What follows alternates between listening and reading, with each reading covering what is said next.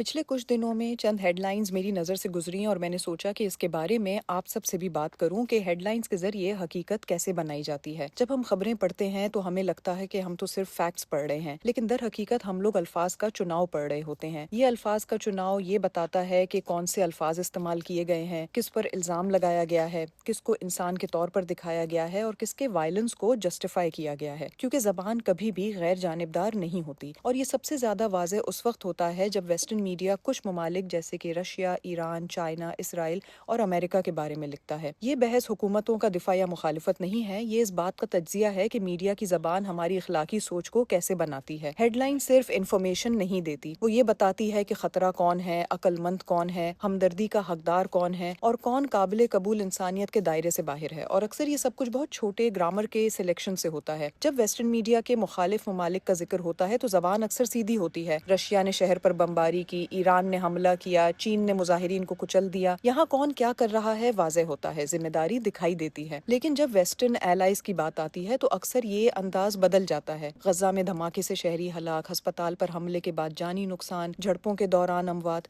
यहाँ एक चीज गायब है कि जिम्मेदार कौन है। इसे पासिव वॉइस कहते हैं और ये जिम्मेदारी को नरम कर देता है। फिर बात आती है जस्टिफाइड और अनजस्टिफाइड वायलेंस की। अब अल्फाज को देखें। मुखालिफ ममालिक के लिए आम अल्फाज dictator, hard line, dangerous, aggression या फिर रजीम इस्तेमाल होता है, जबकि वेस्टर्न एलाइज के बारे में अक्सर बात जो की जाती है वो है डिफेंस, सिक्योरिटी, रिस्पॉन्स, इस्तेहकाम, स्ट्रेटेजिक गुड। यानी एक ही तरह का एक्शन, एक तरफ अटैक और दूसरी तरफ रिस्पॉन्स है।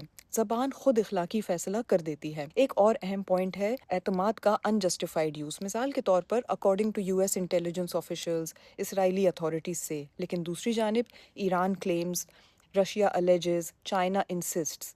दावा और इल्ज़ाम जैसे अल्फाज शक पैदा करते हैं। वो ये इशारा देते हैं कि इस बात पर मुकम्मल यकीन ना करें। फिर बात आती है कि कौन इंसान दिखाई देता है। मीडिया ये भी तय करता है कि किसकी तकलीफ इंसानी लगेगी। कुछ लोग होते हैं जिनका नाम बताया जाता है, उनके ख़ानदान के बारे में बताया जाता है, बच्चों और ज़ाती ज़िंदगी की कहानी बताई जाती है। और कुछ लोग होते हैं जिनको जानी नुकसान, कोलैटरल डैमेज, स्टेटिस्टिक्स, टेररिस्ट या टारगेट कहा जाता है। एक तरफ इंसान है, दूसरी तरफ डेटा। ये फ़र्क हमदर्दी को बदल देता है। अब ये अहम क्यों है? ये सिर्फ अल्फाज का खेल नहीं है, ये असरअंदाज होता है पब्लिक ओपिनियन पर, जंग की हिमायत पर, सियासी फैसलों पर और कलेक्टिव सपोर्ट पर। अगर बार बार एक मुल्क को खतरनाक और दूसरे को अक्लमंद दिखाया जाए तो ये बयानिया हकीकत बन जाता है। और फिर जबान ताकत को बयान नहीं करती बल्कि ताकत को महफूज करती है। इस बात का मतलब अब ये नहीं है कि किसी हुकूमत की हिमायत की जा रही है या क्राइम्स को इग्नोर किया जा रहा है या ये कहा जा रहा है कि सब मीडिया झूठ बोलता है। असल पॉइंट ये है कंसिस्टेंसी। अगर एक जैसे वाकयात मुख्तलिफ अल्फाज में बयान हो तो मसला मालूमात का नहीं रहता, ये बयानिए का मसला बन जाता है।